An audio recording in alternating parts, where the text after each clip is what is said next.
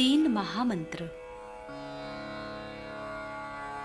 ओम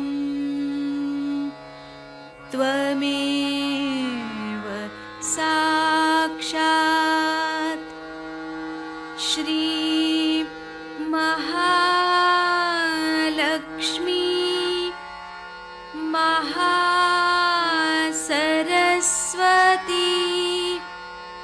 महाकाली त्रिगुणात्मिका कुंडलिनी साक्षात् श्री आदिशक्ति माताजी श्री निर्मला देव्यै नमो नमः। ॐ त्वमेव साक्षात् श्री कल्की साक्षात् श्री आदिशक्ति माताजी श्री निर्मला देव्यै नमो नमः। ॐ त्वमेव साक्षात्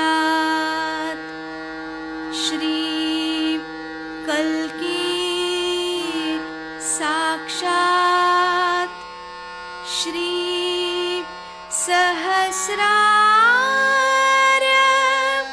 स्वामिनी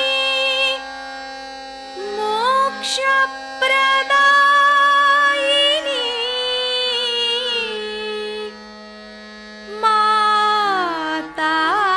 माताजी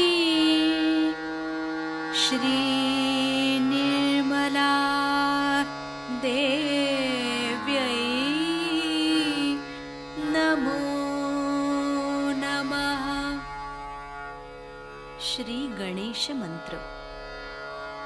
ओम त्वमेव साक्षात् श्री गणेश साक्षात् श्री आदिशक्ति माताजी श्री निर्मला देव्यै नमो नमः।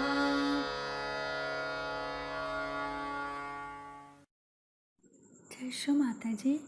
दोनों हाथ माँ के सामने, हृदय में श्री माता जी को देखेंगे। परम पूजनीय श्री माता जी, कृपा करके हम सभी के हृदय में अपना स्थान ग्रहण कीजिए। बार बार श्री माता जी को हृदय में आवाहन करेंगे।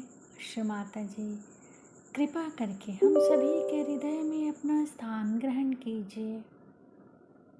श्री माता जी, हम सबको क्षमा कर दीजिए, हम सभी अज्ञानी हैं।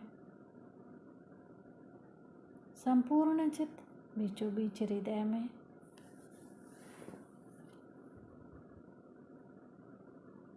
क्षमा रूपेण संस्थिता या देवी सर्वभूतेषु क्षमा रूपेण संस्थिता नमस्तस्यै नमस्तस्यै नमस्तस्यै नमो नमः।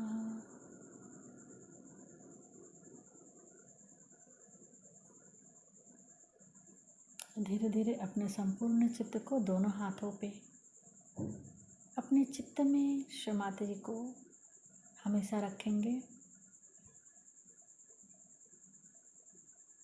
धीरे धीरे अपने संपूर्ण चित्त को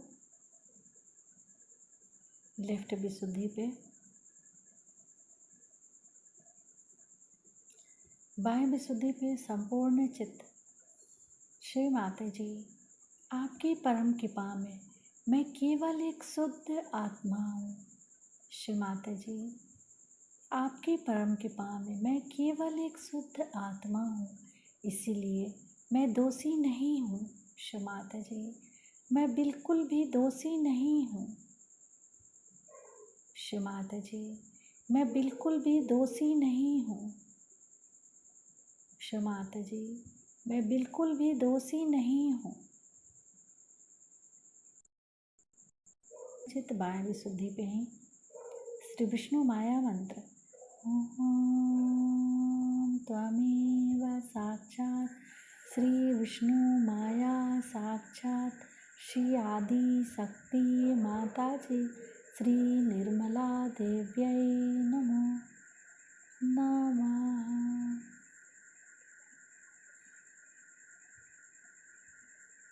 बाएं विशुद्धि पर अपने चित्त को क्लॉकवाइज घुमाएंगे।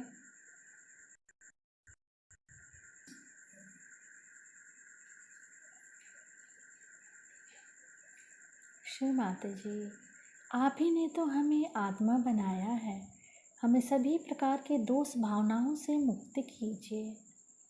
श्री माता जी, कृपा करके हमें सभी प्रकार के दोष भावनाओं से मुक्त कीजिए।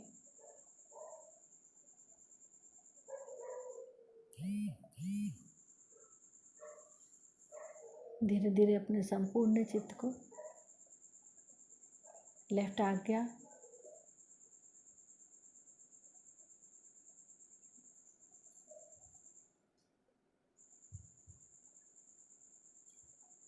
फिर सहस्त्रार।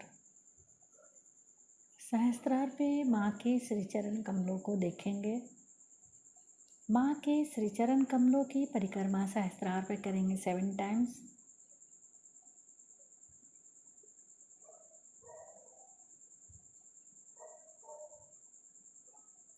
श्री माता जी, कृपा करके हमें निर्विचार कर दीजिए।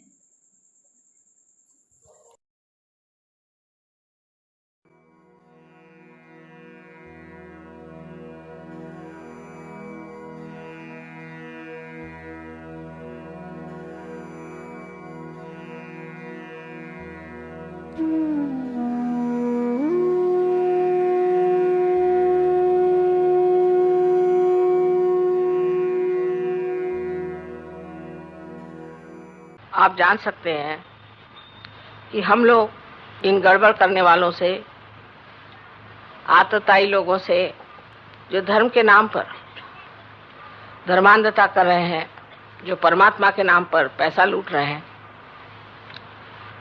जो हर तरह का गलत काम अच्छाई का नाम लेकर कर रहे हैं, उनसे बहुत अलग है। एक बहुत बड़ी क्रांति हमारे अंदर हो गई और पता नहीं हम लोगों ने समझा कि नहीं कि कितनी बड़ी क्रांति हमारे अंदर हो गई और हमने क्या क्या पा लिया। एकदम से ही हमारे अंदर इतनी शांति आ गई, इतना आनंद आ गया। और इसके अलावा हमारे अंदर एक अद्भुत शक्ति जागृत हो गई, इसके कारण हम भी दूसरों का भला कर सकते हैं और हम भी सहयोग को जान सकते हैं। ये सब कार्य अति सूक्ष्म है, सारा ज्ञान अति सूक्ष्म है, पर उसको भी आप लोगों ने बहुत सहजता से ग्रहण कर लिया, उसको पा लिया, उसको जान लिया। आपस में आपका प्रेम है, बढ़ते जा रहा है, घटता नहीं। धीरे धीरे आपसी मैत्री बढ़ती जा रही है और एक तरह की बड़ी नितांत श्रद्धा और आनंद एक दूसरे के सहवास में और प्रेम में आ रहा है। ये तो है कि कुछ लोग बहुत आगे चले जाते हैं, कुछ लोग पीछे चले जाते हैं, पर हम लोग सब साथ हैं। सो कुछ आगे जाने से भी बाकी के सब घर खिंच जाते हैं, अगर उनकी पीठ उसोर ना हो। इस प्रकार की आपसी सद्भावनाएं हमारे अंदर अकस्मात ही प्रस्फुटित हुई है। अकस्मात, उसके लिए हमने कुछ किया नहीं, उसके लिए हमने कोई मेहनत नहीं की, अपने आप हमने जान लिया कि सद्भावना रखने में कितना आनंद है, प्रेम है। कितना मजा आ रहा है जिंदगी का। हमारे अंदर अनेक तरह की ऐसी प्रकृति थी जिसको हम कह सकते कि बिल्कुल विकारमय, इसमें बहुत विकार थे। उसके अनेक कारण, क्योंकि हम लोगों ने जब इस भारतवर्ष में जन्म लिया तो इसकी जो त्रुटियां हैं उन्होंने भी हमारे साथ बचपन से ही प्रेम कर लिया और हमने उनसे प्रेम कर लिया। सबसे तो पहले ये कि हमारे माँ बाप, उनके साथ हम जुट गए। ये हमारे माँ बाप हैं। फिर माँ बाप भी सिखाते हैं बच्चों को अधिकतर कि देखो दूसरों से तुम प्रेम करो, उनको तुम सद्भावना रखो। लेकिन आप देखते हैं कि ये सद्भावना कितनी सीमित है। यहां तक कि माँ बाप में ही सद्भावना नहीं रहती और फिर भाई बहनों में नहीं रहती।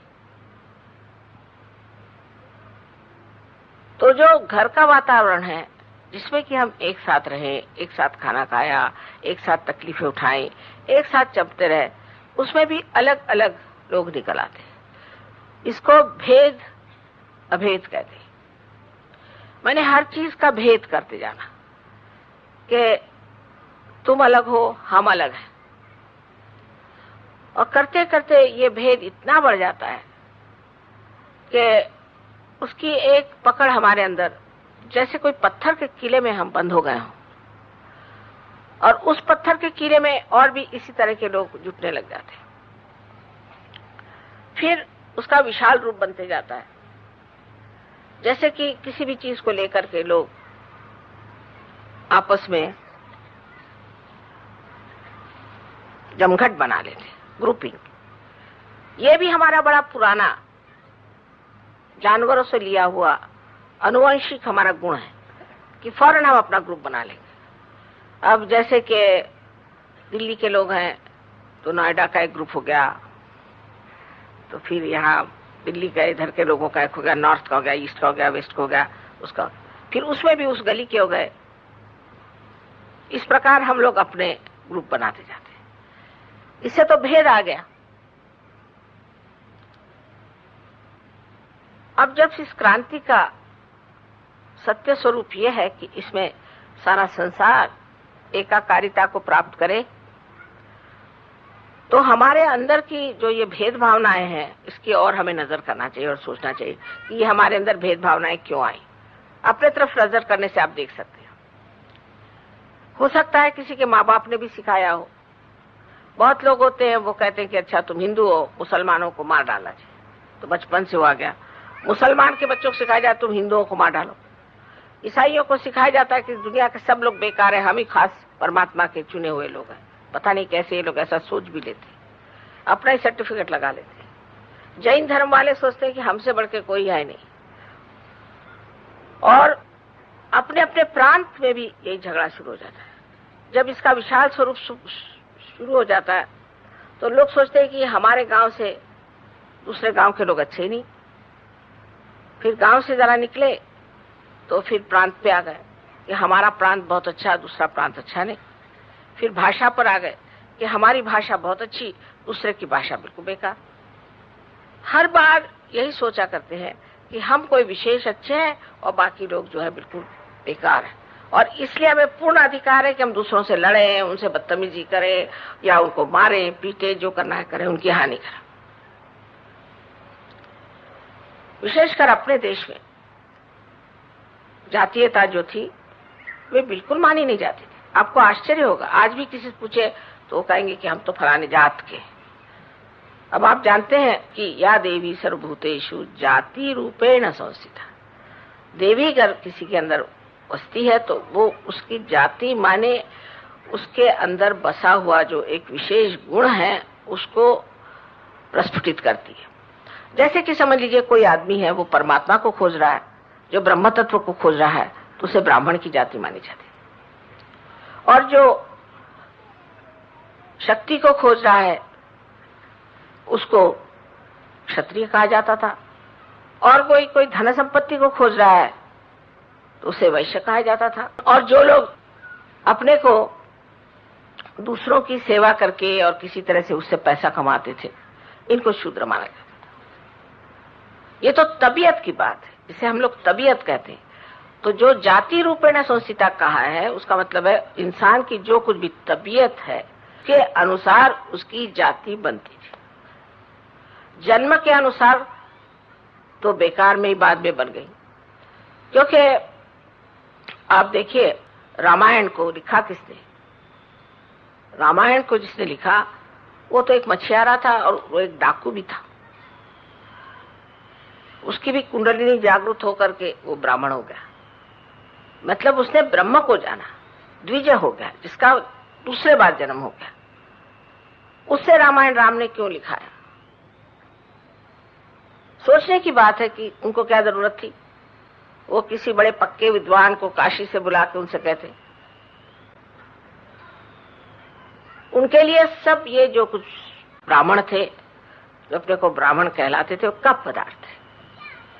उनके लिए उनकी कोई भी विशेषता नहीं थी। विशेषता थी किसकी? कि जो एक आत्मा को प्राप्त किया हुआ प्रकाशमान जीव है, उसको वो मानते थे। कृष्ण के बारे में भी आप जानते हैं कि कृष्ण की जो गीता लिखी गई वो व्यास ने लिखी, और व्यास बेटे किसके थे? आप जानते हैं धीवरनी के बेटे थे, जिसके बाप का ही पता नहीं था। ये सिद्ध करने के लिए कि जाति जो है ये आपके जन्म से नहीं होती। कृष्ण ने एक भीलनी के बेर, जिसने उसमें दांत लगाए थे, हमारे यहाँ तो झूठा हम किसी का नहीं खाते, ऐसे हम लोग अपने को समझते हैं। एक भीलनी के बेर उन्होंने इतने प्रेम से खाए, जिसपे लक्ष्मण को गुस्सा चढ़ रहा था, पर उन्होंने कहा कि क्या ये बेर है कि अमृत फल है? सीता जी समझ गई, उनका अच्छा हमें भी दीजिए। कना बाबा मैं न दूंगा, मुझे ऐसे कब मिलेगी अमृत फल? इतना वर्णन है उसका। तो उन्होंने कहा कि अच्छा थोड़ा सा आप मुझे नहीं देंगे तो मैं तो आपकी अर्धांगी हूं, मुझे आपको देना होगा। तो उन्होंने उसको दे दिया, उनको दे दिया। जब उनको दे दिया तो उन्होंने बड़े प्रेम से उसे खाया और कहा कि ऐसा अमृत फल मैंने कभी नहीं खाया था। एक भीलनी बुढ़िया, इसके 2 ही 4 दांत बचे थे, उसने दांत मार मार करके वो बेर इकट्ठे किए थे और श्री राम से कहा था कि तुम खा लो, तुम खट्टा नहीं खाते हो ना, इसलिए मैंने सब चखे हैं, कोई भी खट्टा नहीं। उस प्रेम से उस साधारण बेर में अमृत फल की शक्ति आ गई और उन्होंने उस अमृत फल को उसी स्वाद से खाया जैसे कि कोई बड़ी अलभ्य चीज मिल गई हो। तो लक्ष्मण जी को भी लगा कि अमृत फल दोनों भी कह रहे तो कोई चीज होगी। उन्होंने कहा कि अच्छा भाभी हमें भी थोड़े से दे दीजिए। मैं तो नहीं देने वाली, आप पहले नाराज हो रहे थे, आप काय को मांग रहे हो? नहीं भाभी ऐसा नहीं करो, थोड़ा तो। सो उनको दिया तो वो भी, उनकी भी चित्तवृत्ति बदल गई, वो भी एकदम ठंडे हो गए। उनका पता नहीं क्या हो रहा है मुझे अंदर से। ये सब में हम देखते हैं कि मनुष्य को जो ये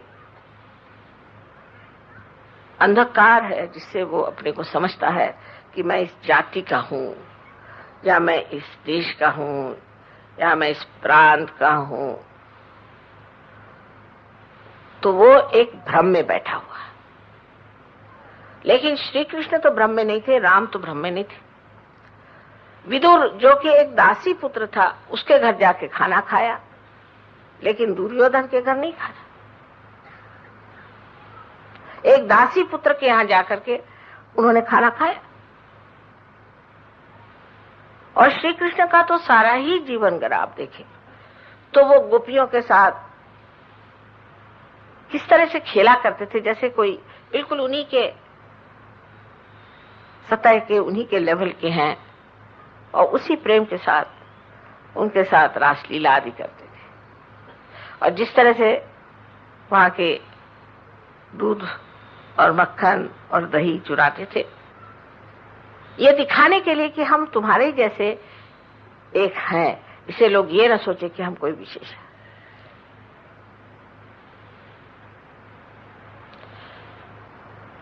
सो दुर्भावना जागृत होने का मुख्य कारण यह है कि मनुष्य जब सोचता है कि मैं को विशेष हूं, ये इसका तत्व है। अगर आप अपने को विशेष समझते हैं या दूसरे से अच्छा समझते हैं, इसका मतलब है कि आप अच्छा बिल्कुल नहीं। क्योंकि जो अच्छा होता है वो क्यों सोचेगा कि मैं अच्छा हूं, क्योंकि वो है ही अच्छा।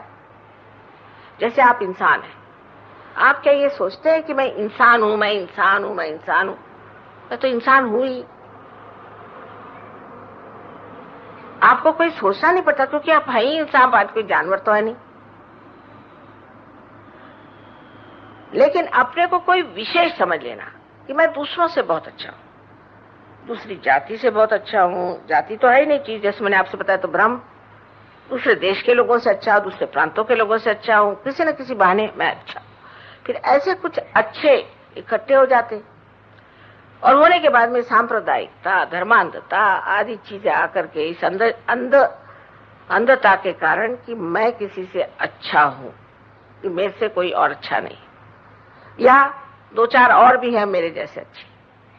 इसलिए मनुष्य के अंदर कभी भी सद्भावना किसी के प्रति नहीं आ सकती, क्योंकि सद्भावना का ही मतलब है कि सत्य के प्रति भावना, सत्य के प्रति भावना होना। अब आपके अंदर सत्य प्रकट हो गया, आपने जाना कि चारों तरफ परम चैतन्य है, आपने जाना कि आपकी कुंडलिनी जागृत हो गई, आपने जाना कि आपके अंदर ये शक्ति है, और आपने पहचाना कि सत्य क्या है। लेकिन सत्य के प्रति भावना होना ये बड़ा अच्छा ही एक तरह से विचार है, क्योंकि सत्य जो है ये तो अपने बुद्धि से जाना जाता है या सेंट्रल नर्वस सिस्टम से जाना जाता है, जिसे हमें कहना चाहिए कि सत्य को हम चैतन्य से जानते हैं जब वो बहने लग जाता है। लेकिन भावना जो है ये भाव से आता है, माने अपने हृदय से। हम सत्य को तो जानते हैं, हम सत्य को जानते हैं, अब तो जान गए, उसका हमें बोध भी हो गया, लेकिन अभी तक वो हृदय से भावना आई नहीं। जब तक हृदय और बुद्धि का सामंजस्य सहयोग में आपके नहीं होता है, तब तक आप बहुत ही आधे अधूरे सहयोगी हैं। उसके नमूने ऐसे होते हैं कि छोटी छोटी बात में झगड़े। अब कोई लीडर है, ये सब मैं आपको बेवकूफ बना रही हूं, कोई भी अक्लमंद आदमी समझ सकता है कि लीडर सहयोग में कैसे हो सकता है। ये सब बेवकूफी है। जिसने सत्य जाना वो जानता है कि माँ हमें तो बेवकूफ बना रही है, हम लीडर कैसे, क्योंकि कोई विशेष है ही नहीं सहयोग में। अब क्या मैं कहूं कि मेरे हाथ विशेष है, कि नाक विशेष है, कि बाल विशेष है? अरे इसमें से जरा सी भी कोई चीज को जख्म हो जाता है तो सारे शरीर को पीड़ा हो जाती है। तो विशेष ऐसा कौन हो सकता? सामूहिक चेतना में आप तो जानते हैं कि किसी सहयोगी को भी पीड़ा हो जाती तो उसको आप महसूस करते हैं अपने अंदर, उसको आप जानते हैं, तब फिर आप विशेष हो नहीं सकते। पर हम लीडर हो गए और मुझे कभी कभी बड़ी हंसी आती है कि या तो लीडर साहब हो जाते, जेलर साहब जैसे होते जेलर, और बाकी उनके सामने अपराधियों जैसे घुमा करते। अरे भाई आप सब एक हैं, सिर्फ ये कि मैं सबसे नहीं मिल सकती हूँ, एक के थ्रू मिलूंगी। फिर लीडरों में आपस में झगड़े, ये तो महान अंधकार की बात है। मैं आपको बेवकूफ इसलिए बनाती हूँ कि अगर बेवकूफ नहीं बनाया जाए तो मैं समझ ही नहीं सकूंगी कौन कितने गहरे पानी में। और फिर पता चलता है कि इस तरह की एक दुर्भावना सबके अंदर बह रही। फिर एक लीडर का एक ग्रुप बन गया, उस लीडर का एक ग्रुप बन गया, उसका वो ग्रुप बन गया। और खासकर दिल्ली शहर में, क्योंकि यहाँ तो धंधे ही है लोगों। खारी बावली के कुछ लोग हो गए तो पचकुइया रोड के कुछ हो गए। मानो कि जैसे इधर उधर जाने का कोई इंतजाम ही नहीं। और इस तरह से जब हमारे अंदर ये दुर्भावनाएं आपस में आ जाती हैं तब हम ये भूल भी जाते हैं देखना कि हम में क्या विशेषता है। अभी कोई साहब कहने लग गए कि साहब मैंने तो 5 आदमियों को जागृति दी और इस आदमी ने तो 1 को भी नहीं दी।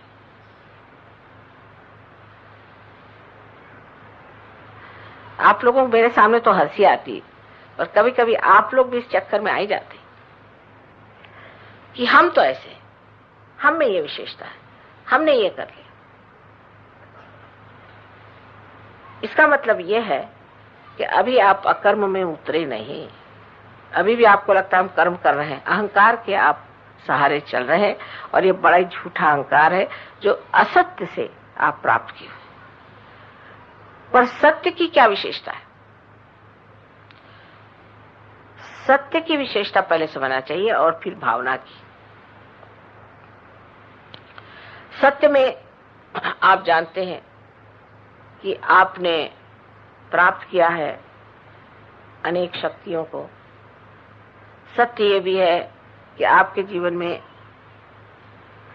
ऐसे अनेक अनेक चमत्कार हुए हैं कि जो आप बताते हुए अघाते नहीं। को ऐसा लगता है कि अभी तो खत्म ही नहीं हुआ, हमें तो ये भी हुआ चमत्कार, ये भी हुआ, मां आपकी कृपा से वो भी हुआ, मां आपकी कृपा से ये भी हुआ। ये तो सब आप लोग कहते रहते हैं। सत्य के प्रकाश में सारी ही चीजें सुलझती है, और आप जानते हैं कि हमारे ऊपर परमात्मा का हाथ है। वो हमें संभाल रहे हैं, वो हमें हाथ पकड़ के ठिकाने ले जा रहे हैं। वो हर चीज का किस तरह से एक एक जो भी प्रश्न हमारे सामने है उसका कैसे हल बना रहे हैं। फिर आप धीरे धीरे जानते हैं कि किस तरह से हम लोगों ने एक दूसरों को जाना। जैसे अंधेरे में हम बैठे हैं तो हम जानते नहीं कौन कहाँ बैठा है, कौन कहाँ बैठा है। अगर आप उठ के चलने लग जाए तो एक इस पर गिरेगा, वो उस पर गिरेगा, पर वही प्रकाश आते ही आप जान जाते हैं प्रकाश में कि नहीं, हम यहाँ बैठे, वो वहां बैठे। अगर हम उन पर कूदेंगे उनको भी चोट लगेगी और हमको भी चोट लगेगी। सत्य से जो केवल सत्य है, उस सत्य से हम जो अपने पारस्परिक संबंध है उनको बहुत खूबी से समझ लेते हैं। और बड़ी प्यारी प्यारी बातें लोग कभी कभी कहते हैं एक दूसरे के मामले में, तो बड़ा आनंद आता है मुझे। मैं जब देखती हूँ कि एक सहयोगी दूसरे की तारीफ कर रहा है, बड़ा ही मुझे आनंद आता है। एक बार किसी के यहाँ प्रोग्राम हो रहा था, और प्रोग्राम होने के बाद मैंने सोचा कि इस आदमी को बेचारे को इतनों का खाना कैसे बनाएंगे, इन लोग कैसे होगा। तो मैंने सबको कहा अच्छा नमस्ते नमस्ते। सब लोग चले गए, वो मेरे और देखते रह गए अवाक। मुझसे कहते हैं कि माँ आपने सबको क्यों भेज दिया? मैंने कहा क्यों भाई, तुम इतनों को खाना कैसे देते हो? तो मैंने सोचा इन सबकी छुट्टी करें। कहा मैंने तो सबके लिए खाना बना के रखा था, तो क्यों भेज दिया? मैं कहा बुलाओ बुलाओ, सबको बुलाओ। तो भागे उनके पीछे में, अरे भाई सबका खाना बनाया, आओ आओ। अब वो लोग बड़े अचंभे में पड़ गए। तो मुझसे कहले माँ आपने नहीं जाना कि इसने खाना बनाया था? मैंने कहा जाना तो था, पर सब नाटक होने से कितना अच्छा लगता है ना। ये प्रेम के नाटक ये तभी हो सकते हैं जब आपस में सद्भावना हो, जो चूल जिसको कहते हैं हम लोग, ये सूक्ष्मता,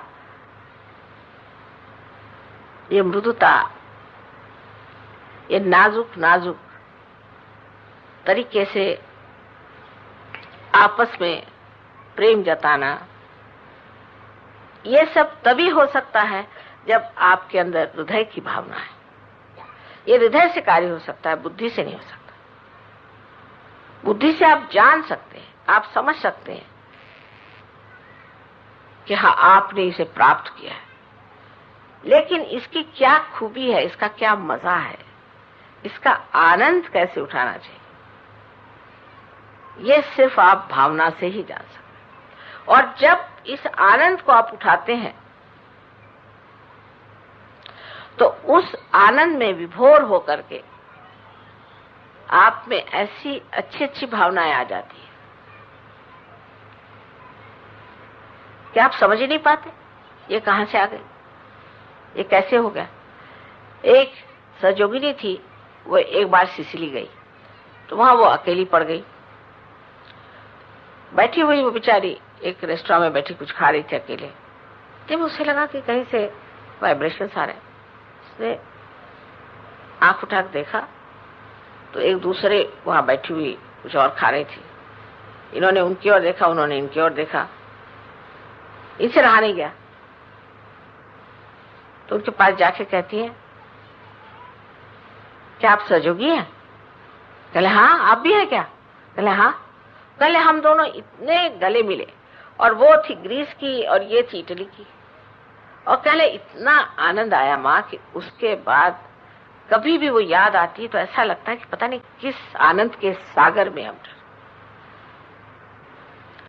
तो दूसरों को प्रेम करना, अपना प्रेम दूसरों को जताना और उसके तरकीबें ढूंढ के निकालना कि किस तरह से हम अपना प्रेम दूसरों को जताएं, ये हृदय का काम है, बुद्धि का नहीं।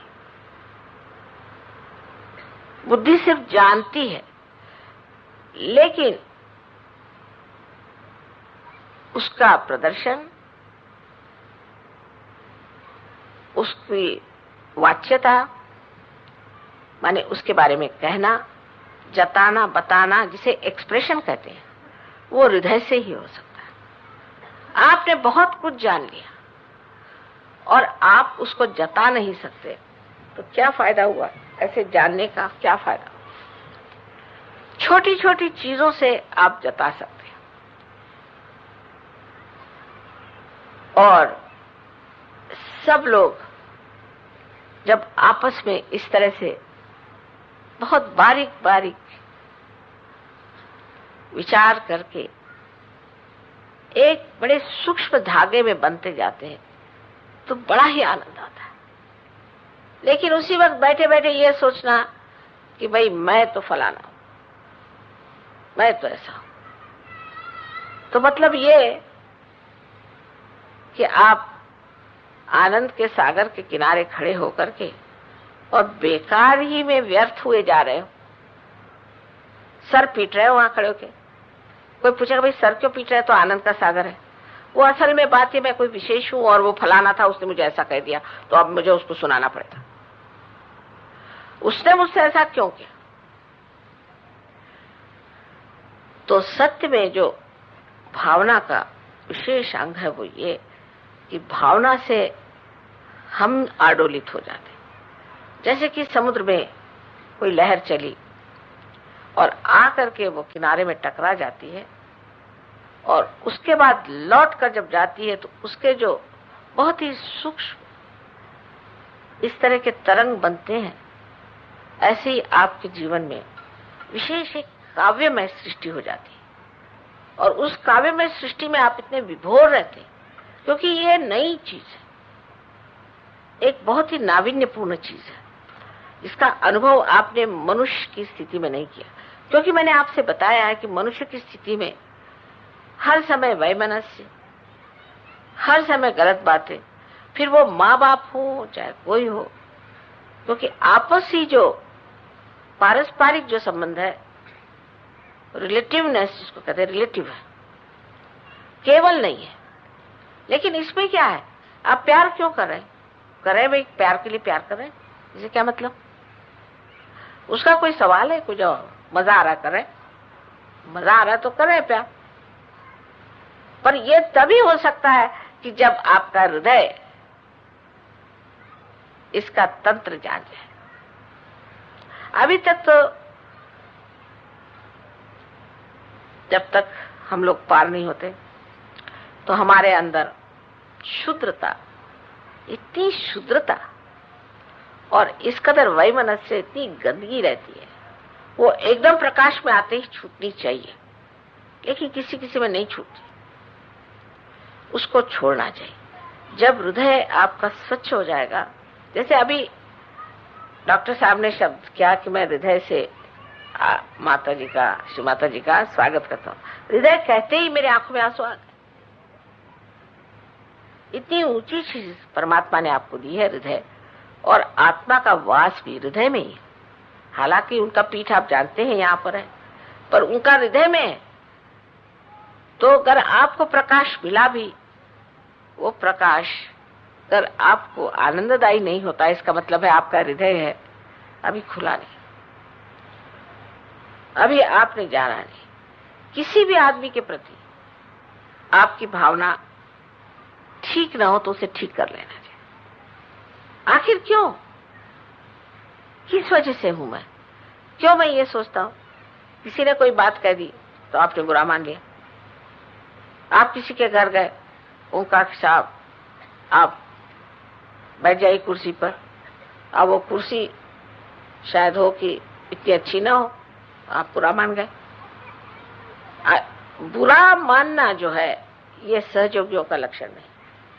सहयोगियों को तो किसी भी चीज का बुरा नहीं मानना चाहिए, क्योंकि आप बुरे हैं ही नहीं। आप बुरा कैसे मान सकते हैं? आप जानेंगे कैसे क्या चीज बुरी अच्छी। और आपको अपने आत्मा का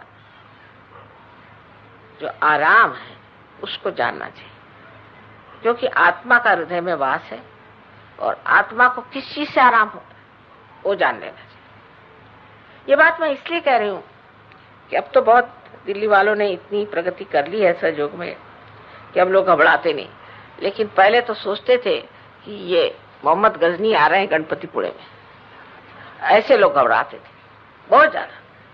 क्योंकि आते साथ झगड़ा ये कि ये कमरा मेरा और वो कमरा तेरा। वहां 2 दिन के लिए आप आए। हज में जब जाते तो रास्ते में पड़े रहते लोग। पहले जमाने में जाते थे हिमालय तो क्या हालत उनकी होती थी। अब गणपतिपुरा आने पर इनको 5 स्टार होटल चाहिए। फिर खाने का कुछ इंतजाम ठीक नहीं, उन्होंने खाना अच्छा नहीं बनाया। अरे भाई क्या खराबी हो गई? नहीं, वो लखनऊ में बड़े अच्छे कबाब बनते थे, ये क्या कबाब बन रहे? तो आप ले आते लखनऊ वाले। उस पर झगड़ा, जायका ठीक नहीं। ये क्या बना रखा है इन लोगों ने, किस तरह से जमा रखा है, कुछ इनको समझ में नहीं आता। माने हर समय हर एक चीज पे प्रतिक्रिया करना, रिएक्ट करना, जैसे कि हम कोई विशेष है, हमको बड़ा अधिकार है हर एक चीज में। ये क्या लगा रखा है, ये क्या रंग लगा रखा है, ये कैसे बना रखा है। करना धरना कुछ नहीं, बैठे बिठाए अपने कुर्सी पर सबको बकते रहना कि ये ठीक नहीं है तो वो ठीक नहीं। और आराम तलबी इतनी कि आप बसेस नहीं तो चल दो, क्या हर्ज है? लगेगा ही नहीं कि आप चलते हैं। अगर आप सहयोगी हैं तो मीलों आप चल जाइए, आपको पता नहीं चले। लेकिन आप सहयोगी तो नहीं है, अभी भी आप साहब हैं, तो साहब चल नहीं सकते, तो बैठ गए किसी के बस में खोपड़ी पे, उसके जाकर के बड़ा ही प्रॉब्लम्स होते थे। अब भी आपको फॉरेनर्स से सीखना चाहिए। इनके बड़े बड़े मकानात हैं, घर हैं, इनके पास में मोटरें हैं। आप इन लोगों को देखिए कैसे आश्रम में रहते थे, जो लोग हुआ है वो बताएं। लेकिन जब आते हैं यहाँ तो मैंने कहा कि तुम्हारे लग्जरी बस करें। कहले माँ ये काहे को लग्जरी बस, हमको तो वही अच्छी लगती है एसटी। मैंने कहा क्यों? कि बड़ा मजा आता है उसमें, सब लोग हम एक दूसरे पे गिरते हैं, फिर वो खड़खड़ करती है, फिर कहीं फेल हो जाती, फिर सब ढकेलते हैं, बड़ा मजा आता है। और ये तो लग्जरी बस में कुछ मजा ही नहीं आएगा, इसमें कोई घटना ही घटित नहीं होगी, कोई इवेंट्स ही नहीं होंगे, तो हमें क्या मजा है। और वहां है कि बिल्कुल हालत खराब, जैसे ब्रह्मपुरी में है, यहाँ वहां हम भी एक झोपड़ी में रहते हैं, वहां बहुत बुरी हालत में रहते हैं, ऐसा लोगों का कहना है, पर मुझे कभी नहीं लगता। तो उन लोगों का कहना यह है कि भाई हमारे लिए आप सबसे बड़ा आराम यही है कि हम बस आप वहां रहें और हमें कुछ याद ही नहीं रहता। सो एक बार ब्रह्मपुरी कुछ सहयोगी गए, हिंदुस्तानी अपने बड़े साहब लोग हैं ना, उन्होंने आके बताया कि अरे ब्रह्मपुरी में तो इतना खराब खाना, क्योंकि महाराष्ट्रियन ने बनाएगा तो इधर यूपी वाले क्यों पसंद करने चले, पंजाबियों को क्यों अच्छा लगेगा मद्रासी खाना, उनको तो पंजाबी चाहिए, और यूपी वालों को राजस्थानी नहीं चलने वाला, राजस्थानियों को मराठी नहीं चलने वाला, मराठियों को मद्रासी नहीं चलने वाला, तो कोई स्टैंडर्ड तो है नहीं।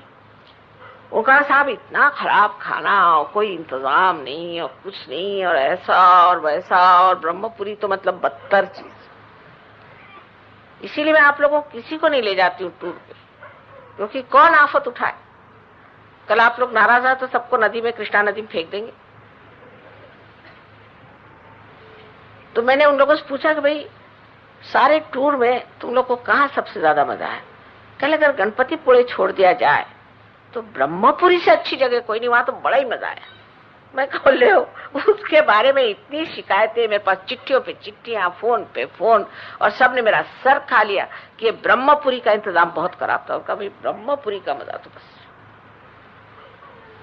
ये फर्क। जब आत्मा का आनंद आप उठाने लगते हैं तो किसी भी जगह आप रहिए, आपको आनंद आते रहता है। बस यही है कि सब मजेदार लोग हैं आपस में, बस हंसी खेल हो रहा है, कहीं कुछ हो रहा है। अब वो चीज को हमें भी समझना चाहिए, हम लोग कौन बड़े साहब हैं, लेकिन साहबियत बहुत है। और इस साहबियत से दुर्भावना इतनी आ जाती है कि कभी कभी वाकई में लगता है कि कैसे इन लोगों का इंतजाम ठीक हो और किस तरह से इन लोगों को आराम पहुंचे। पर एक बात तो है कि शरीर का या आंखों का या इन 5 इंद्रियों का जो भी आराम है, वो कितना भी मिले उसे समाधान नहीं आता, आनंद नहीं आता है। सिर्फ आत्मा के ही आराम से आनंद आता है। इस बार हमने आप लोगों के लिए गणपतिपुळे में ऐसा इंतजाम किया है कि जिसमें आप लोग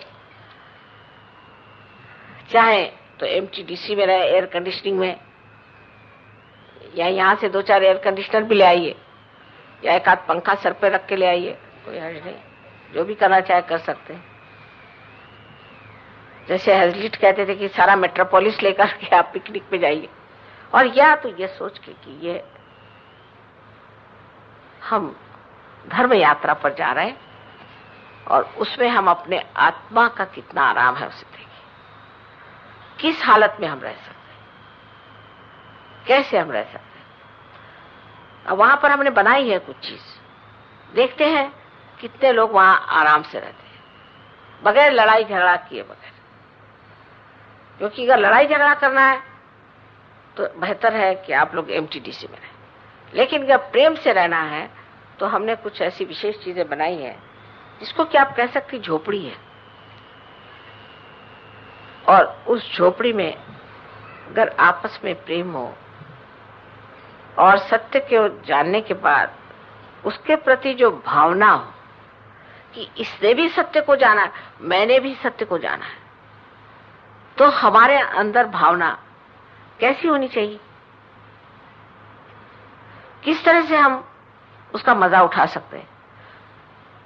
तो उस नतीजे पहुंचना चाहिए कि एक तो आत्मा का आनंद जो है वो सिर्फ दूसरे के आत्मा के आनंद से ही आ सकता है, और कोई तरीका नहीं।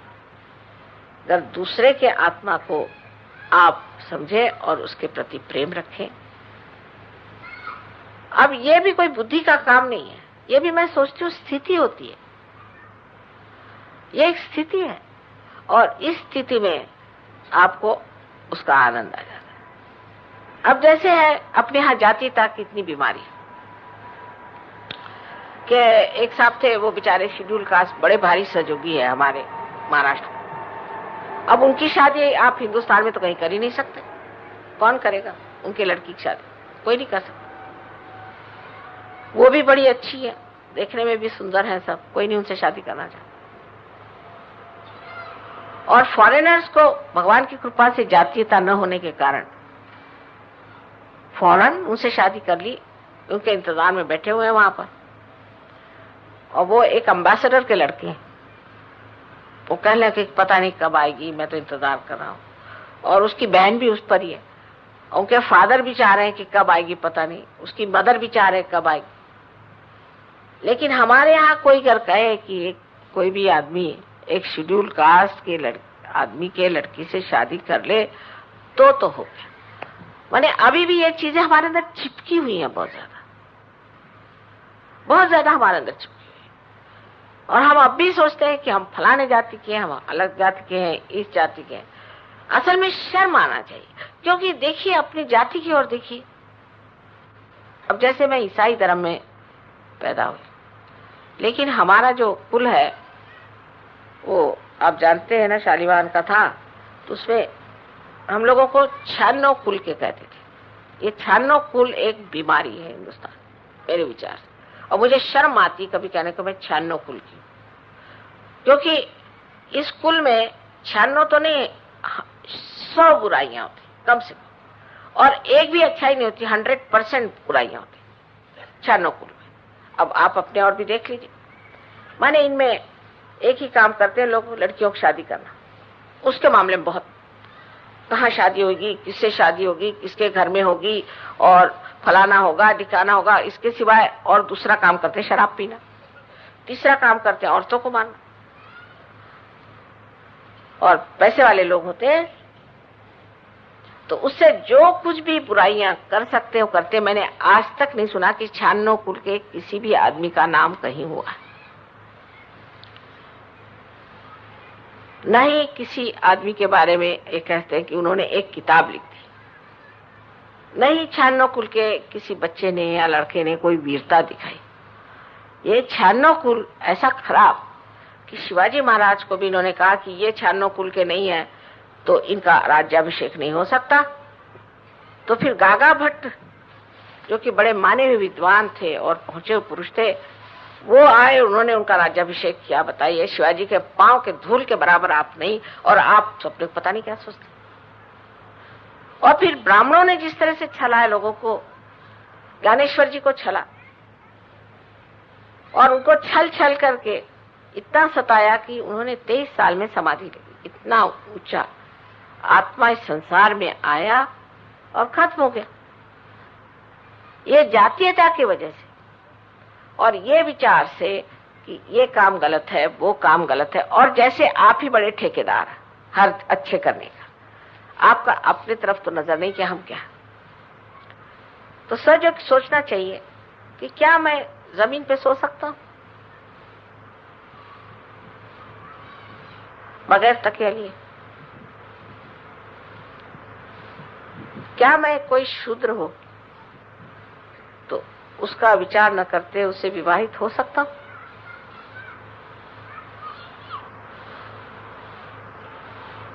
क्या मैं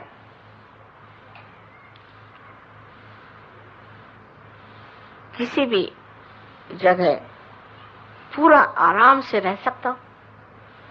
किसी भी परिस्थिति में मैं सुख उठा सकता हूं? क्या मैं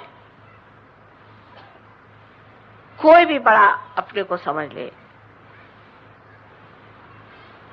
तो उसके सामने मैं अपने गौरव में खड़ा हो सकता हूं? और कोई अपने को कितना भी नीचा समझ ले तो उसका मैं मान कर सकता हूं? नहीं तो हम गधे जैसे हो जाएंगे कि हमारे से सामने कोई चले तो उसको कान पकड़वा दिया, पीछे चल रहे उसको लात मारे। गधे में और सहयोगी में फिर फर्क क्या रह जाए? लेकिन गधा है, कहीं भी बैठ सकता है, कहीं भी सो सकता है। कम से कम वो गुण गधे का सीख ले तो बड़ा अच्छा हो जाए। और ये एक बात खास हमें सोचनी चाहिए कि हम इन छोटी छोटी क्षुद्र चीजों के लिए एक दूसरों की क्यों भावना दुखाते? औरतों में भी खास होना चाहिए। मेरे ख्याल से भावनाएं औरतों में ज्यादा है, और भावना में फिर यही सोचना चाहिए कि हमने किसके प्रति क्या अच्छा विचार किया। अब औरतों का तो आप जानते हैं मामला, अच्छी हुई तो बहुत अच्छी, नहीं तो भूत, उसके बीच में नहीं चलता मामला। फिर यह कि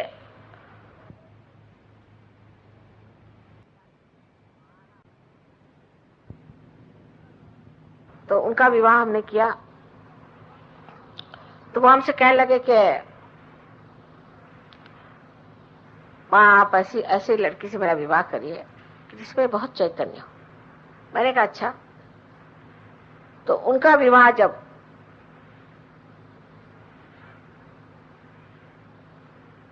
हमने एक लड़की से तय किया जिसमें वास्तव में चैतन्य बहुत था, लेकिन वो बिल्कुल देखने में कहना चाहिए सुंदर नहीं थी। सुंदर तो थी मेरे दृष्टि से, लेकिन हो सकता है उसकी संसारी दृष्टि से न हो, लेकिन उससे इतना चैतन्य बहता है कि मुझे उस पर पैर ही चढ़ता था हमेशा।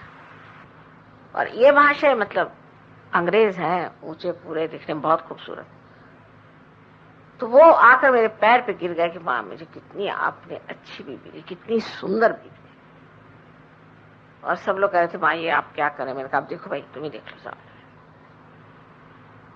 कहले ये कैसा जोड़ा है बेजोड़। मैंने कहा अब सबसे अच्छा जोड़ा ये, और वो लंदन में रह नहीं सकते, भाग भाग के 3-4 बार आ चुके अभी। कहते उसके साथ रहो तो ऐसी शांति रहती। कितनी मुझे अपनी प्यारी बीबी दे दी, क्योंकि चैतन्य का महत्व और आत्मा का पारस्परिक संबंध जिसने समझ लिया, वो ये सब क्षुद्र क्षुद्र छोटी छोटी बातों में उलझकर रम ही नहीं सकता, उसको अच्छा ही नहीं लग सकता। तो अभी हमें बहुत बदलना है। शरीर की बात मैंने करी कि शारीरिक आराम और शारीरिक उसका विचार हुआ, ठीक है, उसी में रमे रहो, पर गति आपकी ठीक नहीं हो सकती, उससे आप कोई प्रश्न हल नहीं कर सकते। तो आप लोग तो इस भारतवर्ष के लिए एक आदर्श लोग हैं, ऐसे सभी कहते हैं, पर मैं तो ये सोचती हूँ कि आप सबके लिए एक लीडर्स, सबके सामने एक प्रतीक रूप से आप खड़े हैं कि सबको कैसा होना चाहिए। और आपको खुले आम इस बात पर कहना चाहिए कि साहब ये जातिवादिता ये सब पाखंड है, हमको बिल्कुल विश्वास नहीं, हम तो किसी भी धर्म के नहीं, हम तो निर्मल धर्म के हैं, बस हम किसी चीज को नहीं मानते, खुले आम। लेकिन अब भी सहयोगी चाहेंगे कि अगर पंजाबी लड़की तो पंजाबी से शादी करें, क्योंकि फिर वो उसको बोल सकती है बार बार पंजाबी में जो कुछ बुरा बोलना है उसकी सास। क्योंकि और कोई भाषा वाली आई, समझ ले मराठी आई, तो उसको समझ में नहीं आएगा, वो बोलेगी क्या बोल रहे हैं मुझे समझ नहीं आ रहा, तो ये तो बहुत ही बुरा हो जाएगा, इनका कार्य ही नहीं पूरा हो सकता। तो चाहेंगे कि उसी जाति की आए, और फिर उनको ये भी कहेंगे कि भाई तुमने भैया बीच पे ये नहीं भेजा, फलाने में ये नहीं भेजा, दिवाली में वो नहीं भेजा, फलाने में ये नहीं किया। लेकिन अगर आपने परजाति की औरत कर दी तो वो कहेगी भाई हमारे यहाँ तो रिवाज ही नहीं है, तो हम कैसे करें। पर वो बहुत ही मुश्किल काम है, परजाति में शादी करना हिंदुस्तानियों का बहुत ही मुश्किल काम है, क्योंकि जैसे ही परजाति में शादी हो जाती है तो वो एकदम से अकड़ जाते हैं, पता नहीं उनको क्या सांप सूंघ जाता है, कहना चाहिए सांप सूंघ गया। अभी हमारी एक सहेली है, अच्छी पढ़ी लिखी डॉक्टर है, तो जब बड़ी अच्छी खुशमिजाज औरत थी, इस बार बम्बई में मिली तो एकदम उसको सांप सूंघ गया। मैं कहा क्या होगा भाई तुमको, गुम्मी बन के बैठा। मैंने कहा क्या हुआ, महाराष्ट्रियन है वो। अरे भाई क्या बताएं, बहुत आफत आ गई। मैंने कहा क्यों। मेरे लड़की ने एक पंजाबी से शादी कर ली। अच्छा कौन पंजाबी, नाम बताया, उनको भी मैं जानती हूँ, उनके माँ बाप को भी सांप सूंघ गया, इनके भी माँ बाप को सांप सूंघ गया। अब कब तक मियाँ भी ठीक चल सकते हैं अगर इस तरह की भावना हमें एक दूसरे के प्रति। तो शारीरिक इस पर भी बहुत होता है। बहू ने मुझसे ये नहीं पूछा, सवेरे मुझको उसने चाय नहीं पूछी, फिर मैंने उसने ये नहीं पूछा, फिर मुझसे ये नहीं किया। फिर हम वहां गए तो गणपतिपुणे में वहां कोई हमारे लिए हार लेके नहीं खड़ा हुआ, माता जी की आरती करी, हमारी कोई आरती नहीं करी। और माता जी को तो इतना अच्छा कमरा दे दिया और हमको तो इतना अच्छा कमरा नहीं दिया। तो अच्छा बाबा तुम आके अंदर हो, मैं बाहर। ये शारीरिक इससे भी बड़े झगड़े, फिर मानसिक झगड़े खड़े हो जाते हैं कि मन में भावना है बस ये जो एक आदमी है ना माता जी, इसका मेरा पट ही नहीं सकता। अरे क्यों नहीं, वह पट नहीं सकता।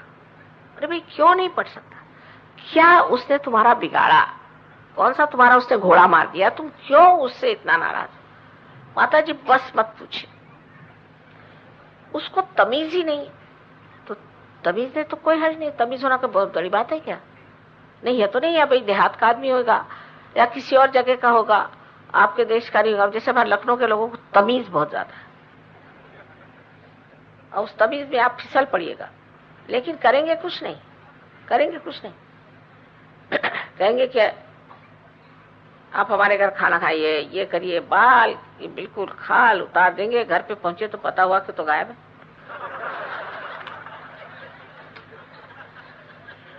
और घर में हुए तो भी आपको बस ज्यादा से ज्यादा एक रोटी खिला देंगे। कल अरे तकल्लुफ मत करिए, तकल्लुफ मत करिए। तो जब एक दो बार अनुभव आया तो घर से खाना ही खा के जाते थे हम लोग, या बता देते हैं कि आके खाना खाएंगे। विचार से सभी लोग बदतमीज हैं। अच्छा, अब फिर पंजाबियों के आ जाइए, तो पंजाबियों का कि एक इतना बड़ा ग्लास में दूध भर के पीजिए आप। अब भाई मैं इतना दूध क्या, मैं तो इतना भी नहीं पीती, दूध तो पीना ही होगा आपको, नहीं तो देखिएगा।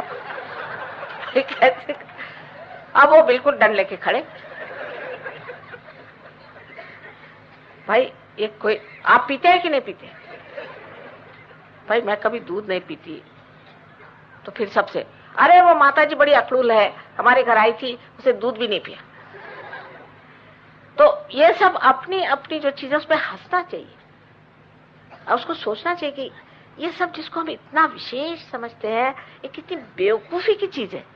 हाँ, किसी को तमीज है, किसी को नहीं है, किसी में प्रेम है। मुझे तो सभी में मजा आता है, कोई कैसा भी हो, मुझे सब में मजा आता है, क्योंकि सब एक वैचित्र लिए हुए है ना, वैरायटी से तो मजा आता है। अब सब घर एक ही जैसा हो जाए तो आदमी बिल्कुल परेशान हो जाए, बोर हो जाए। सब एक ही जैसे बात करे, जहां जाओ है बाबा यही बात है, कहीं जाओ तो यही बात। अब कहीं जाओ हरियाणा में तो बड़ा मजा आता है मुझे वहां के लोगों का भी, क्योंकि वो बातें जो करते हैं ना एकदम सीधी सादी, और ऐसा लगता है कि अब एक डंडे से सर ही फोड़ने वाले।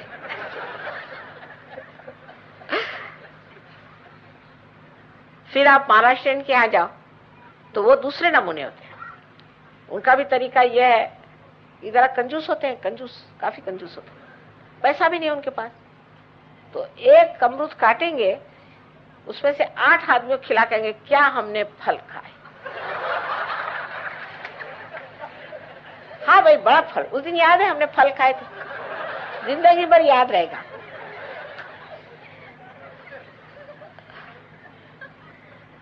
फिर आप मद्रासियों के यहाँ जाओ तो सवेरे इडली, शाम को इडली, हर समय इडली।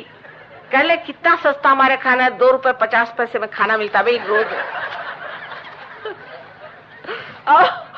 अब उसको कितने बार खाएंगे आप? और मिर्चा इतना, जो मिर्चा नहीं खाता उसकी तो हालत खराब, मैं तो जरा कम ही खाती हूँ। तो आप हा हा हू करते रहिए, लेकिन सब में मजा आता है, सब में मजा आता है। कि देखिए इनका क्या है, उनका अभी आप लोग हंस रहे हैं ना, लेकिन अगर आपको कोई मद्रासी कुछ खिला दे तो आप तो चिल्लाते फिरेंगे, गया था उसने तो मार डाला, ये क्या वो। तो सब चीज का आनंद उठाने में एक ढंग होना चाहिए, किस तरह से हम हर इंसान का आनंद उठाएं। बहुत से लोग नकल करते हैं, आपने देखा होगा, वो नकल देख के आपको बड़ी हंसी आती है और आप ये कहते हैं, पर वो नकल में क्या दिखाते हैं कि हर वैचित्र को किस तरह से हर आदमी अपने अपने तरह से कह रहा है, अपने तरह बोल रहा है। हर तरह का आदमी जो है वो एक विशेषता लेके होता है। अब मैं सफर बहुत करती हूँ, एक बार बंगाल में जाना हुआ शुरुआत में, तो किसी ने कहा कि वहां एक वो कड़ा मिलता है बड़ा अच्छा, शुद्ध सोने का, एक लेते आई। अच्छा भाई, तो कहाँ मिलता है? तो उन्होंने बताया कि वहां पर एक लाखी बाबू का चांदी सोने का दुकान है, उसमें मिल जाएगा। तो वहां पहुंचे तो वो हमारे माने हुए देवर थे, उनसे मैंने कहा भाई लाखी बाबू का वो चांदी सोने का दुकान कहाँ ले चलो? तो वो बहुत जोर से हंसे, कहले अच्छा बैठिए मोटर में, मैं ले चलता हूँ। सो गए, पहले दुकान पे दुकान लगी, लाखी बाबू का सोना चांदी का दुकान। उससे आगे गए तो वो बोले असली लाखी बाबू का सोना चांदी का दुकान। फिर असली लाखी बाबू का असली सोना चांदी का असली दुकान। अब वो आसली इधर, कभी आसली उधर, कभी कुछ। मैंने कहा हे भगवान, अब कौन सी दुकान है, पता नहीं कहाँ मिलने वाला है कड़ा। तो मैंने कहा इस रास्ते का ही नाम बना दो, आसली लाखी बाबू का असली सोना चांदी का असली दुकान का असली रास्ता।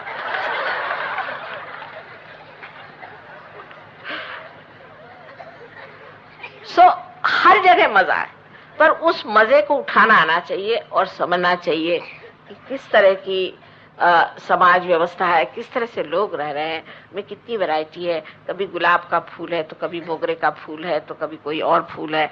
सब फूल का सुगंध देने की जिसको एक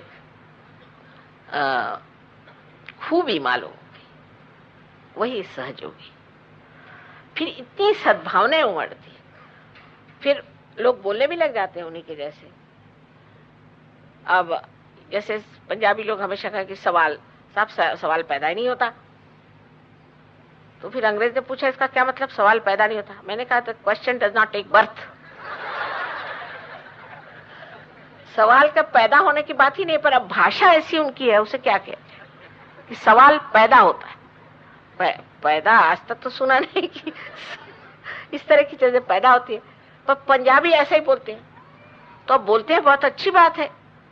हर तरह की चीज, हर शहर, जब आप उसका मजा उठाने लगे, उसमें आपको आनंद लग जाए, हर चीज में आप कोई एक बहार सी देखें, किसी भी चीज में दिखाई देती।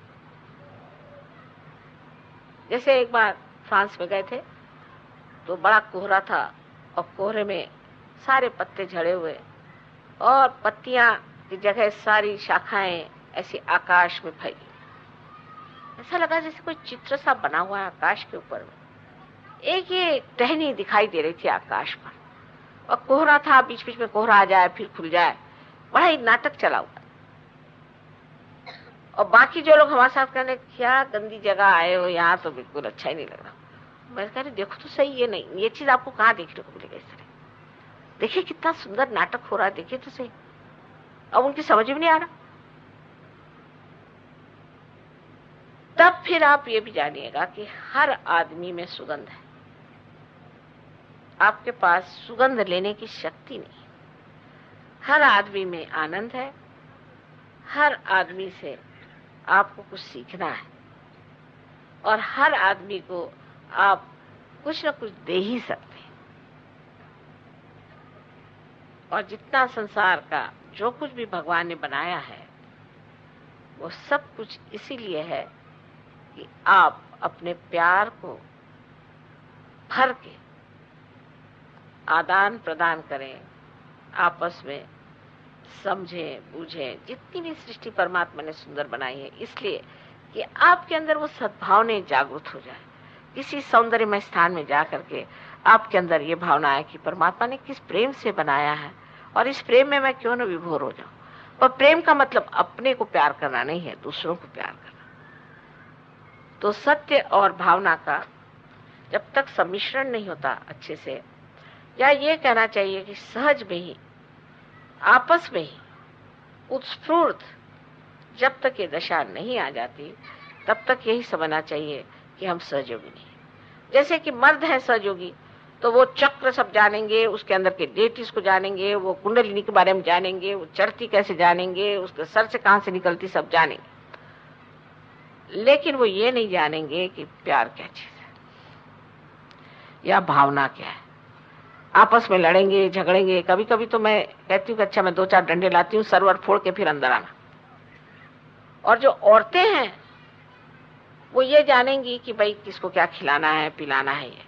पर आप पूछे कि कुंडलिनी अगर इस चीज पर आपको पकड़ खा रही तो ये क्या है चक्र, तो मालूम नहीं मालूम।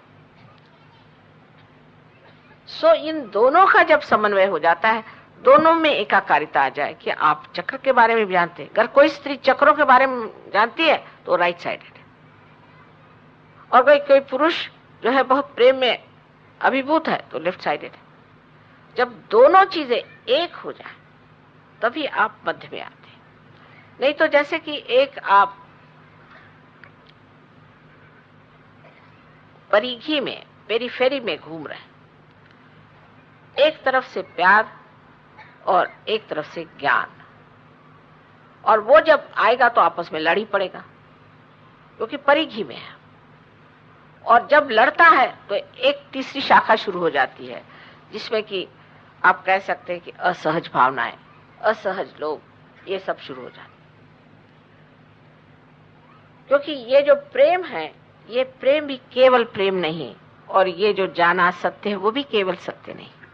दोनों में ही एक तरह से त्रुटियां हैं।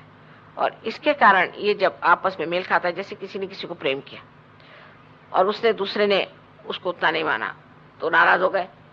जैसे एक स्त्री है तो कहने लगे कि मैं इसलिए डिवोर्स लेना चाहती हूँ, मेरे पति बहुत घर में देर से आते हैं। तो मैंने कहा तो वो तो तुमको फिर कभी मिलेंगे नहीं, क्या फायदा डिवोर्स लेने से कम देर से आते तब तो मिलते हैं ना, तो तुम डिवोर्स काहे को ले रही। उसी तरह की चीज है कि जब हम प्रेम अपना किसी को दर्शाते हैं और वो आदमी हमारे प्रेम को नहीं मानता है तो हमको बुरा लग जाता है। उसी तरह से सत्य की बात है कि सत्य, अगर किसी आदमी कोई आपको प्रेम दिखा रहा है, उस पर आप अगर सत्य जताना चाहें कि भाई ये सत्य है, तो उसको उसका बुरा लग जाता है कि ये तो सत्य जानते ही नहीं, बिल्कुल बेवकूफ है, इनको कुछ समझ में नहीं आता। अब दोनों का समन्वय परिघी में नहीं हो सकता, उसके मध्य में हो सकता है। और मध्य में आने के लिए कुंडलिनी का जागरण पूरी तरह से उठाना, ध्यान धारणा, और पूरी तरह से सतर्कता से ये सोचते रहना कि हम मध्य में हैं कि एक तरफ में। तब लेफ्ट और राइट साइड दोनों ही चीजें ठीक होकर के आप मध्य में आ जाते हैं। और तभी मध्य में ही आप जानते हैं कि वर्तमान है, और वर्तमान में ही आनंद उठाया जा सकता है, न तो भूत न भविष्य में। इसलिए आप वर्तमान में आ जाते हैं। तो जिस तरह से एक चक्र है या चक्का है, उस चक्के के परिघी में घूमते ही रहता है, ये सब परिघी घूमती रहती है, लेकिन उसका जो बीच का मध्य बिंदु है, जिसे एक्सिस कहना चाहिए, उसको शांत रहना पड़ता है। नहीं तो कोई सी भी मोटर नहीं चल सकती, कोई गाड़ी नहीं चल सकती। इसी प्रकार ये जो मध्य बिंदु है, इसमें जब आप उतरते हैं, उस मध्य बिंदु से ही आप ऊपर उठ सकते हैं, और कोई सा भी मार्ग इसमें नहीं। जो लोग पार नहीं है उनसे तो ये बात कर ही नहीं सकते, क्योंकि वो तो संघर्ष चलता ही रहेगा, उनका आपस में ये संघर्ष चलता रहेगा। पर जो लोग पार हैं वो जानते हैं कि वो मध्य में आ गए, कभी इधर डोल जाते हैं, कभी उधर डोल जाते हैं। पर अगर आप पूरी तरह से मध्य में हैं तो आपका जो, जिसे कि कहते हैं कि एंटीथीसिस बन जाता है, इधर से एक चला, उधर से एक चला, और फिर एक दूसरी ही चीज उसमें से निकल आती है। उसकी जगह आप स्वयं ही ऊपर उठते जाएंगे, और जब आप ऊपर उठते जाएंगे तब सबके तरफ आपकी दृष्टि भी एक विशेष विशाल सी रहे। तब आप पे निरपेक्षता आ जाएगी, क्योंकि कोई अपेक्षा नहीं रह जाएगी। प्यार किया हमने तो प्यार के लिए प्यार किया, हमने सत्य किसी से कहा तो सत्य के लिए कहा। वो किसी ने माना नहीं माना, झगड़ा किया, गालियां दी, चलो कोई बात। प्रेम किया, उसने नहीं माना प्रेम, कोई बात नहीं, ठीक है, क्योंकि हम सत्य को जानते हैं और ये जानता नहीं है, इसलिए इसने हमारे प्रेम को समझा नहीं, चलो कोई बात। हम अपने में समाये हुए खुश हैं और अपने आनंद में हम रजे हुए हैं। पर जब ऐसे और लोग भी आ जाते हैं तब ये सामूहिक आनंद हो जाता है। और आज सामूहिक आनंद की बहुत जरूरत है, सिर्फ सामूहिक चेतना की नहीं, किंतु सामूहिक आनंद की। गणपतिपुळे आप लोग सब आ रहे हैं। अब मैं नहीं चाहती कि आप लोग वहां कोई तकलीफ उठाएं, कोई परेशानी उठाएं, लेकिन कहना यह है कि गणपतिपुळे जो हम जा रहे हैं तो वो हम एक अपनी आत्मिक उन्नति के लिए जा रहे हैं और किसी चीज के लिए नहीं। ये अगर सोच के आप आए तो आपकी भी बड़ी मदद होगी और लोगों की भी हो जाएगी। और बहुत सी चीजें जिनसे आप बंधे हुए हैं एकदम से छूट से जाएगी, टूट से जाएंगे, और उस निरपेक्षता को आप पाएंगे कि जहां से आप हर चीज को देखते हैं, देखना मात्र बने। बहुत बार मैंने आपसे कहा होगा कि ज्ञानेश्वर जी का ये शब्द मुझे बड़ा अच्छा लगता है, निरंजन पाणे। किसी चीज को देखते हैं फिर उसमें कोई रिएक्शन नहीं, देख मात्र नहीं। और जब देखना मात्र होता है तब आनंद पूरा की पूरा ऊपर से नीचे तक गंगा जी जैसे बहने लग जाता है। इसके लिए आपको बहुत मेहनत करने की जरूरत नहीं है। सिर्फ ये जान लेना कि हमने जो पाया है उसी में हमें उठना है। और जब आप लोग उठेंगे, ये तो ऐसा है कि नदी के मध्य में आप लोग आ गए और मध्य से ही ये चीज फैलेगी दोनों किनारों पे, चाहे लोग गरीब हो, अमीर हो, चाहे लोग धार्मिक हो, अधार्मिक हो, चाहे धार्मिक माने अंधश्रद्धा वाले, और एक है कि जो अधार्मिक है, जो परमात्मा को नहीं मानते। ये मध्य में रहने से ही दोनों तरफ इसकी लहरें चल चल करके और इन तटों पे टूटेगी, जहां पर आज इतने प्रश्न